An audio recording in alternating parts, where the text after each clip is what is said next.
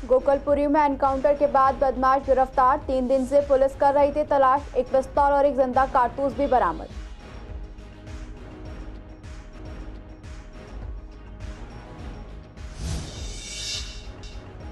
दिल्ली में समय से पहले हो सकते हैं विधानसभा चुनाव। राज्य चुनाव आयोग के फैसले पर तीनों पार्टियों में हलचल। कांग्रेस प्रवक्ता ने कहा, बीजेपी कर रही है हिंसा की राजनीति।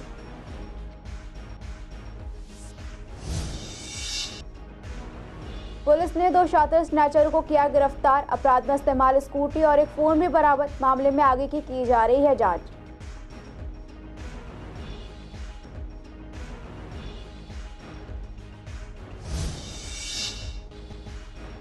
शास्त्री पार्क में रोजाना फुटपाथ पर सोते हैं दर्जनों लोग। 3 शव को पोस्टमार्टम के बाद परिजनों को सौंपा गया। अभी भी 2 की हालत है गंभीर।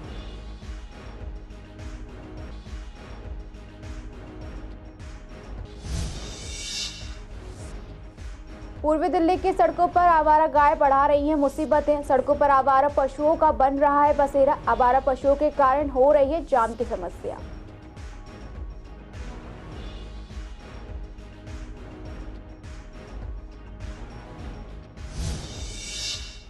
नमस्कार, आप देख रहे हैं CCN लाइव। मैं हूं आपके साथ दुर्गा शर्मा। आप सभी का स्वागत है हमारे खास कार्यक्रम पूर्वी दिल्ली खास में। बुलेटिन की शुरुआत करेंगे पूर्वी दिल्ली की अहम खबरों के साथ। मर्डर मामले में वांटेड कुख्यात बदमाश को नॉर्थ ईस्ट दिल्ली की गोकलपुरी थाना पुलिस की टीम ने गोकलपुरी नाला रोड पर एनकाउंटर के बाद गिरफ्तार कर लिया है। इस मुठभेड़ में गोली लगने से आरोपी बदमाश घायल हुआ। इस पर उत्तर पूर्वी दिल्ली के DCP डॉक्टर जॉय टिर्की ने बताया कि गिरफ्तार आरोपी की पहचान 42 साल के रवि उर्फ रिंकी के तौर पर की गई है। वो गोकलपुरी गांव का रहने वाला है। वो थाना गोकलपुरी का घोषित बदमाश है। उस पर हत्या के 3 मामले सही 7 आपराधिक मामले पहले से ही दर्ज है। DCP ने आगे बताया कि 24 अगस्त को रवि उर्फ रिंकू ने दिल्ली के गांव गोकलपुरी में metro pillar number 12 Loni site के पास वाली गली में दिन दहाड़े 44 साल के नीरज अरोड़ा की गला रेत कर निर्मम हत्या कर दी थी। पुलिस तब से उसकी तलाश कर रही थी। SHO गोकलपुरी थाना प्रवीण कुमार के नेतृत्व में पुलिस टीम तब से उसकी गिरफ्तारी का प्रयास कर रही थी। सोमवार देर रात थाना गोकलपुरी में सूचना मिली कि रवि उर्फ रिंकू किसी से मिलने गोकलपुरी इलाके में आने वाला है। सूचना मिलते ही नाला रोड गोकलपुरी पर जाल बिछाया गया। रवि उर्फ रिंकू को रात करीब 11:45 के आसपास बाइक से वहां पहुंचा। पुलिस की टीम ने उसे रुकने का इशारा किया तो वो पुलिस पर फायरिंग कर भागने लगा। उसने एक के बाद एक गोलियां चलाई। जवाबी कार्रवाई करते हुए पुलिस ने फायरिंग में रवि बाई के पैर में घुटने के नीचे गोली चलाई और आरोपी को पकड़ लिया। आरोपी रवि को GTB अस्पताल में ले जाया गया, जहां उसका इलाज चल रहा है। उसके पास एक पिस्तौल और एक जिंदा राउंड बरामद किया गया है। उसके कब्जे से एक चोरी की मोटरसाइकिल भी बरामद की गई, जो बाद में GTB एन्क्लेव थाने में चोरी की पाई गई। दिल्ली में विधानसभा चुनाव का बिगुल समय से पहले बज सकता है। राज्य चुनाव आयोग ने इसके लिए तैयारियां शुरू कर दी है। राजधानी में फरवरी 2025 से पहले विधानसभा का गठन होना है। इसी को लेकर संवाददाता ने तीनों पार्टियों के नेताओं और प्रवक्ताओं से बात की। बीजेपी के पूर्व मेयर श्यामा सुंदर अग्रवाल ने कहा कि बीजेपी अपनी पूरी तैयारी कर चुकी है। अब बीजेपी चुनाव आयोग के फैसले का सम्मान करेगी। इस पर कांग्रेस के प्रवक्ता चंद्र मोहन ने आम आदमी पार्टी और बीजेपी पर तंज कसा। उन्होंने कहा कि हिंसा की राजनीति हो रही है। कांग्रेस घर घर प्रचार कर रही है और अपनी तैयारी कर रही है। इसके लिए जल्दी दिल्ली जोड़ो अभियान आरंभ होगा। वहीं आम आदमी पार्टी से पूर्व प्रत्याशी अतुल गुप्ता ने बताया कि बीजेपी समय से पहले चुनाव चाहती है और चुनाव आयोग उसकी रणनीति भी बना रहा है। उनका मकसद है कि फिलहाल दिल्ली के CM जेल में बंद है। इसी का फायदा बीजेपी उठाना चाहती है। दिल्ली के विधानसभा चुनाव फरवरी की बजाय दिसंबर या नवंबर में कराने की चुनाव आयोग की कोशिश है। ये कोशिश भारतीय जनता पार्टी इसलिए कर रही है कि उन्हें अरविंद केजरीवाल और हमारे आम आदमी पार्टी के बड़े बड़े नेताओं को जेल में बंद कर रखा है और जिसकी वजह से आम आदमी पार्टी सुचारू रूप से दिल्ली में काम नहीं कर पा रही है। इसका वो राजनीतिक फायदा उठाने के लिए दिल्ली के चुनाव जल्दी कराना चाहते हैं। लेकिन हम भारतीय जनता पार्टी को साफ कर दें कि दिल्ली के अंदर जो आम आदमी पार्टी ने काम कर रखा है, उस काम की वजह से चाहे वो जो मर्जी कर लें, दिल्ली में आम आदमी पार्टी की सरकार दोबारा से बनेगी और इस बार हम पिछली बार से भी ज़्यादा मतों से जीते। विधानसभा के जो चुनाव 2 अक्टूबर 2025 में आने हैं, उसकी शुरुआत चुनाव आयोग के द्वारा जो सुनने में आ रही है। अगर चुनाव आयोग समय से पहले चुनाव कराता है तो दिल्ली प्रदेश अध्यक्ष देवेंद्र यादव जी की अध्यक्षता के अंदर कांग्रेस कमेटी 70 विधानसभा चुनावों के क्षेत्र में अपने उम्मीदवार पूरी तैयारी के साथ उतारेगी। कांग्रेस कमेटी का जिला से लेकर ब्लॉक कमेटी तक के अंदर मंथली मीटिंग, दिल्ली जोड़ो यात्रा और घर घर जाने का अभियान जो कांग्रेस कमेटी का आज चल रहा है वो बूथ लेवल कमेटी तक सुचारू रूप से बड़े जोर शोर के साथ चल रहा है। कांग्रेस दिल्ली के जनमानस के सामने उन डेवलपमेंटों को सामने रखेगी जो 15 साल के अंदर शीला दीक्षित के द्वारा दिल्ली को बनाकर एक उत्तम स्टेट बनाया था। दिल्ली की सरकार भ्रष्टाचार में डूबी हुई है। ऐसे में चुनाव जितना जल्दी से जल्दी हो जाए हम लोगों को इसका इंतजार है और मुझे उम्मीद है कि शायद नवंबर दिसंबर में जैसा कहा जा रहा है चुनाव होगा और भारतीय जनता पार्टी भारी बहुमत से सत्ता में बैठेगी। फिर दिल्ली की जनता यही चाहती है।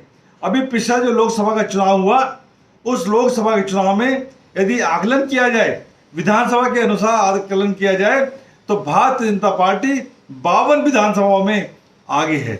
शाहदरा जिले के थाना कृष्णानगर पुलिस ने 2 शातिर स्नैचर को गिरफ्तार किया है। गिरफ्तार आरोपियों के कब्जे से एक स्कूटी और स्नैच किया गया फोन में बरामद कर लिया गया है, जिनकी पहचान विनय जैन निवासी फर्श बाजार और अश्विनी निवासी अंबेडकर गली नंबर 3 सर्कुलर रोड शाहदरा के तौर पर की गई है।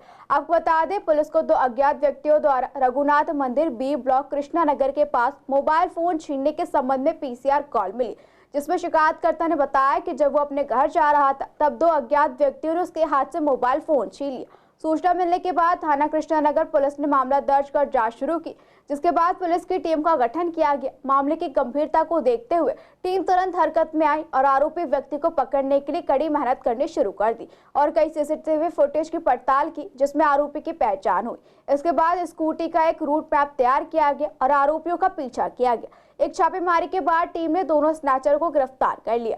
साथ ही झपटमार विनय उर्फ आकाश की निशानदेही पर घटना में इस्तेमाल स्कूटी और छीना गया मोबाइल फोन भी बरामद कर लिया गया। वहीं आरोपियों के खुलासे के मुताबिक वो इससे 4-5 दिन पहले बेचने वाले थे। फिलहाल मामले में आगे की कार्रवाई की जा रही है। उत्तर पूर्वी दिल्ली के शास्त्री पार्क इलाके में सोमवार के दिन एक तेज रफ्तार ट्रक ने डिवाइडर पर सो रहे 5 लोगों को कुचल दिया था, जिसमें से 3 की मौत हो गई और 2 लोग गंभीर रूप से घायल हो गए थे। इसी हादसे को लेकर सीसीएन संवाददाता ने घटनास्थल का जायजा लिया तो पाया कि यहाँ दर्जनों से ज्यादा लोग रोजाना फुटपाथ पर सो रहे हैं। जहां से लोग हादसे का शिकार हुए उनमें से 2 घायलों का इलाज जीटीबी अस्पताल में अभी भी चल रहा है। इनकी हालत गंभीर बताई जा रही है। आपको बता दें, जिन 3 लोगों की मौके पर मौत हुई थी उनके शव को पोस्टमार्टम के बाद अब परिजनों को सौंप दिया गया है। पुलिस मामले में फिलहाल आगे की जांच कर रही है। आरोपी ट्रक ड्राइवर अभी भी फरार है। इस घटना के बाद अब सवाल ये उठता है कि क्या इन्हें दिल्ली सरकार के रैन बसेरा में सोने नहीं दिया जाता? आखिर ये लोग फुटपाथ पर सोने के लिए क्यों मजबूर हैं? पूर्वी दिल्ली के लोग सड़कों पर गायों के घूमने से काफी परेशान हो रहे हैं। मुख्य मार्ग हो या फिर कॉलोनियों की गलियां, हर जगह गाय घूमते नजर आ रहे हैं, जिसकी वजह से कई बार राहगीरों को चोट भी लग चुकी है। कई बार गाय सड़कों पर कहीं भी बैठ जाती है, जिसकी वजह से जनता को जाम की समस्या का सामना करना पड़ता है। इसी का जायजा सीसीएन संवाददाता ने पूर्वी दिल्ली के अलग इलाकों पर जाकर लिया, जिसमें सामने आया कि पूर्वी दिल्ली के कड़कड़ुमा, गीता कॉलोनी, शरद विहार और सैनी एंकले में सबसे ज्यादा गाय घूम रही हैं। इस समस्या को लेकर स्थानीय निवासियों का कहना है कि G20 के समय सड़क पर एक भी गाय नजर नहीं आती थी। इसका मतलब साफ है कि प्रशासन चाहे तो सड़कों पर घूम रहे गायों की समस्या से आम जनता को निजात दिला सकती है, लेकिन प्रशासन ऐसा नहीं कर रहा है, जिसकी वजह से आम जनता को दिक्कतों का सामना करना पड़ रहा है। लोगों का कहना है कि अवैध रूप से चल रही डेयरियों पर ना ही निगम और ना ही पुलिस विभाग कोई कार्रवाई कर रही है। देखो, ऐसा है, हमारे यहाँ कड़कड़डुमा जो चौक है, जहाँ कवरजी हलवाई है, इसके सामने आप ये देखो, शाम के टाइम कम से कम 70-80 गाय यहाँ पे घूमती रहती हैं और उनसे आए दिन एक्सीडेंट होते हैं। और सबसे बड़ी बात क्या है कि जिस गौ माता को हम पूज रहे हैं, उनको यहाँ पे 2-3 लोग हैं जो हमने कई बार उनके बारे में प्रशासन को भी, पुलिस को भी, एमसीडी को भी दिया है। उन्होंने मेट्रो की जो ज़मीन है या गोयनका स्कूल के पास, वहाँ उन्होंने उसके अंदर जो है नाजायज़ गौशाला बना रखी है। उसमें गायों का जो दूध निकालते हैं, उसके बाद वो गाय को आगे छोड़ देते हैं। और जो गौ माता है, ये भाई इनोसेंट है, इसे तो पता नहीं कुछ, आपने दूध निकाला छोड़ दी, और वो आके कूड़ेदान पे मैं आपको सब वीडियो दूंगा, आपने भी देखा होगा, कूड़ेदान पे कूड़ा खा रही होती हैं। सबसे ज़्यादा गायें जो हैं शरद विहार के चौक पे हैं और वो सुबह से लेके शाम तक रहती हैं। और लोग बाग ये नहीं है कि नहीं है, लोग बाग भी उनका अपने घर का कूड़ा कचरा डाल के जाते हैं जो हमारी गायें खा रही हैं। तो गाय की बेचारे की गलती नहीं है, गाय को छोड़ने वालों की गलती है जो इसको छोड़ रहे हैं सड़क पे। अब वो क्या करते हैं, उन्होंने कूड़ा खाने के लिए छोड़ दिया, कूड़ा उन्होंने खाया, खाने के बाद में कई बार तो हमने खुद देखा है कि गाय का जो दूध वहीं पे निकाला और वहीं पे डिब्बे में डाला और ले गए। तो अब बताइए कि वो जो दूध है क्या वो दूध सही है? 6 महीने में एक बार आती है गाड़ी, एक गाय पकड़ती है और एक गाय पकड़ने के बाद में वो आगे जाके उसको पैसे लेके या कैसे लेके छोड़ देती है। अब पहले छोटी छोटी गाय नहीं आ रही थी, अब वो छोटी छोटी जो बच्चे गाय के बच्चे हैं वो भी हैं, वो कहाँ से आ रहे हैं? गाय एकदम मेरी तरफ आने लग गई, आई वाज सो स्कैर्ड। तो उसका हल्का सा सींग भी मुझे लगा और मैं गिरते गिरते मतलब पता नहीं कैसे संभाला है मैंने अपने आप को, मैं बहुत डर गई थी मैं एक्चुअली। तो ये रोज़ हो रहा है लोगों के साथ और लोग बहुत परेशान हैं। मेरी एक फ्रेंड का नाखून टूट गया गिरते ही, किसी को कुछ प्रॉब्लम हो रही है। अब देखो कुछ ज़्यादा प्रॉब्लम हो जाए तो फ्रैक्चर्स वगैरह भी हो ही जाते हैं लोगों को और हो रहे हैं। तो ये प्रॉब्लम बहुत अर्जेंटली सॉल्व होनी चाहिए मेरे तो हिसाब से, यही मैं चाहती हूँ कि क्योंकि और जो ज़िंदगियाँ बच जाएँ लोगों की और जो परेशानियाँ हो रही है लोगों को वो ना हो। तो बाकी जितनी जल्दी प्रशासन और पुलिस सब मिलके काम करेंगे अच्छे से ठीक से तो उतना ही। हर्ष विहार के सबोली फाटक के पास ट्रेन की चपेट में आने से 2 युवकों की मौत हो गई थी। दोनों ममेरे और फफेरे भाई थे जिनकी पहचान शाह आलम और शजर अली के रूप में की गई थी। बता दें, मौत की घटना को सुनने के बाद परिवार वालों ने दोनों की हत्या की आशंका जताई है, जिसे लेकर एक नई जानकारी पे सामने आई। जानकारी के मुताबिक शाह आलम परिवार के साथ शालीमार गार्डन में रहता था, जबकि शजर अली परिवार के साथ शहीद नगर में रहता था। शाह आलम के परिवार में माता पिता के अलावा 2 बहन और 1 भाई है। उसके पिता साप्ताहिक बाजार में दुकान लगाते हैं। वो अपने पिता का काम में हाथ बटाता है। रविवार को बाजार बंद होने की वजह से वो दोपहर 3 बजे अपने ममेरे भाई शाज अली के साथ घूमने के लिए निकला था। बता दें, शजर अली के परिवार में पत्नी और 2.5 साल का एक बच्चा है। उसके पिता जावेद अली का इलाके में बिजली के सामान की दुकान है।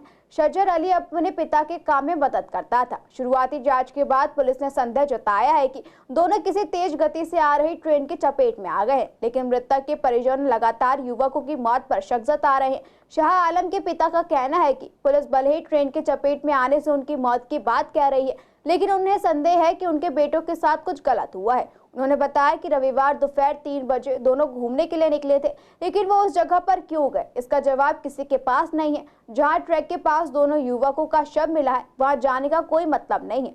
फिलहाल पुलिस ने पोस्टमार्टम कर मृतकों का शव परिजनों को सौंप दिया है। ये तो सर पुलिस वालों ने घर पे आके बताया था कि आपका ऐसा लड़का वहाँ रेलवे ट्रैक पे मरा है। क्या नाम था इनका? कितनी उम्र है? इनका नाम शाह आलम है, उम्र 25 से 26 साल है। अच्छा, इनके साथ कोई और भी मिला था क्या? इसके साथ इसका एक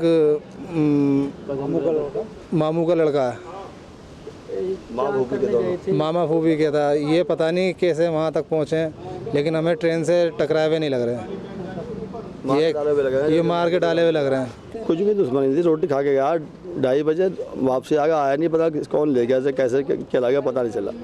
पुलिस ने बताया था हमें, तो आधार कार्ड की जेब में निकला बच्चे की, और पुलिस ने इतना करिए कि आपका बच्चा रेल दुर्घटना में।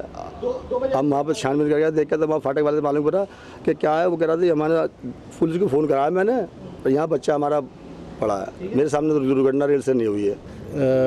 जो हमारी बहन का लड़का है उसका नाम शाह आलम है, और जो दूसरा लड़का मृत पाया गया है वो हमारे बड़े भाई साहब का लड़का है। उनका नाम क्या था? उसका नाम सजर है। क्या करते थे दोनों ये जो हमारे बहनों ही हैं, ये बाज़ार में जो है चप्पल का बेचने का काम करते थे। और जो दूसरा लड़का पाया गया है वो हमारे बड़े भाई साहब का है, वो अपने पापा की दुकान पे बिजली इलेक्ट्रिशियन का काम करता था।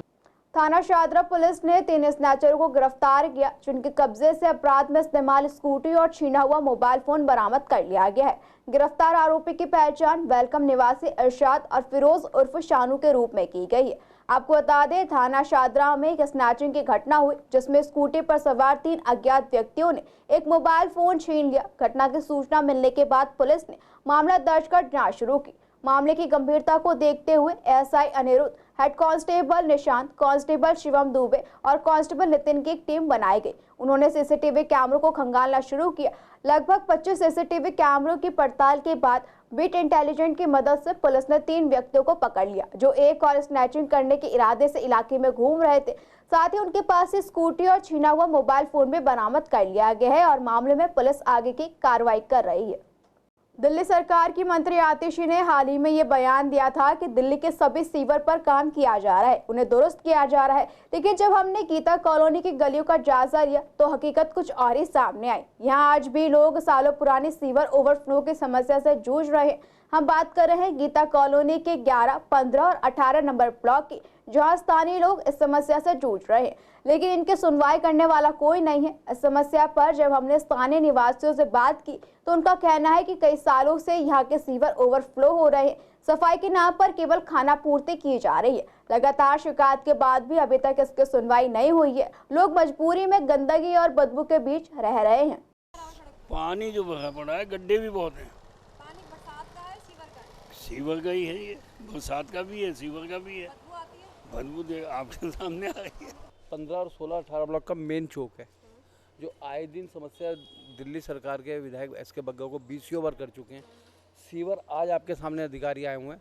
पिछले 20 दिन से आए दिन कोई ना कोई गिर जाता है, थोड़ी सी बारिश हो जाए और परेशानी इतनी थी। कोई भी बुजुर्ग आदमी रिक्शे पे जा रहा है या स्कूटर पे जा रहा है, गड्ढे इतने भर के ज़्यादा हैं, कोई कंप्रोमाइज़ नहीं करते। विधायक जी सुन के अनसुने करने वाला काम है और समस्या इतनी ज़्यादा है। आप देख सकते हो, थोड़ी सड़क बनाई, आधी बनाई आधी बनाई नहीं। पहले भी ऐसे था, पहले भी ऐसे था।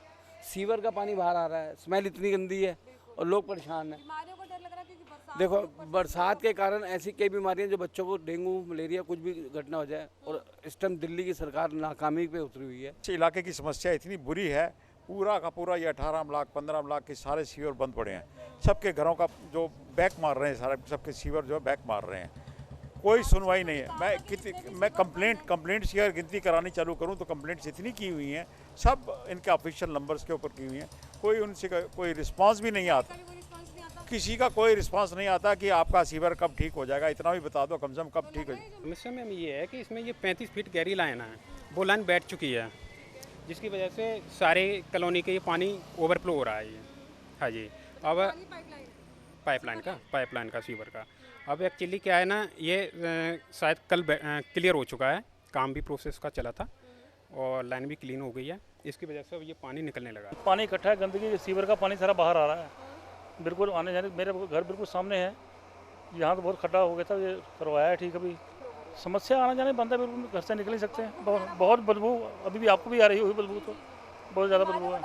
बीमारियों को बहुत डर रही है। आम आदमी पार्टी के 5 पार्षदों की पार्टी छोड़कर बीजेपी में शामिल होने को लेकर बीजेपी विपक्षी दलों के निशाने पर आ गई है। इस पर जब सीसीएन ने बीजेपी पार्षद पंकज लूथरा से बात की तो उन्होंने कहा कि जिन 5 पार्षदों ने बीजेपी ज्वाइन की है, उन्होंने हमारे देश के पीएम नरेंद्र मोदी की नीति को देखकर, उनके कार्य को देखकर बीजेपी ज्वाइन की। आगे उन्होंने बताया कि ऐसे बहुत से पार्षद हैं जो बीजेपी ज्वाइन करना चाहते हैं। उन्होंने कहा कि बहुत जल्द कुछ और पार्षद भी बीजेपी को ज्वाइन करेंगे। हमारी राजनीति में दिल्ली के विकास का काम करने आए हैं और जनता ने हमें दिल्ली के विकास के लिए वोट दिया है, तो हम समझते हैं कि हम दिल्ली के विकास के लिए जो करना पड़े वो हम करेंगे।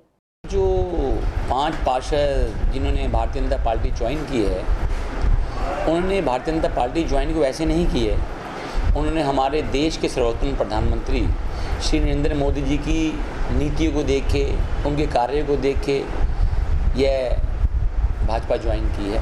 और मैं समझता हूँ ऐसे बहुत सारे पार्षद अभी हैं जिनके मन में ये बात है कि हम किस घटिया पार्टी में फंस गए और उनका निकलने का बहुत मन है। और मैं समझता हूँ हो सकता है बहुत जल्द कुछ और पार्षद भी भाजपा को ज्वाइन करें।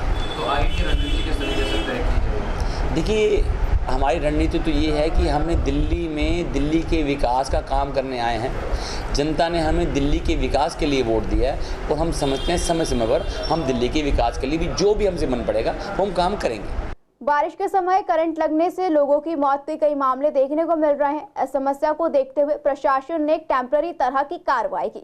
दरअसल प्रशासन की ओर से पूर्वी दिल्ली के कई बिजली के खंभों और स्ट्रीट लाइट के खंभों पर सावधानी के लिए पेपर और टेप की मदद से इन खंभों को कवर कर दिया गया है। जिससे उम्मीद की जा रही है कि इससे हादसों को रोका जा सकेगा। इसी को लेकर हमने कुछ समाज सेवियों से बात की। समाज सेवियों का कहना है कि कार्रवाई बिजली विभाग द्वारा की गई है तो बेहद लापरवाही भरा कदम है, क्योंकि ये केवल टेम्पररी समाधान है। अगर करंट से होने वाले हादसों पर अंकुश लगाना है तो इसका कोई टिकाऊ समाधान करने की जरूरत है।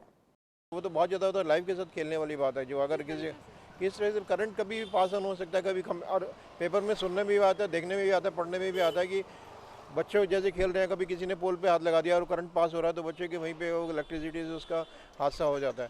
तो ये तो बहुत ही ज़्यादा गलत बात है। अगर कोई कर रहा है तो उसको प्रॉपर्ली कवर करना चाहिए, इंसुलेटेड होना चाहिए, प्रॉपर्ली उसको टेप से बंद करना चाहिए।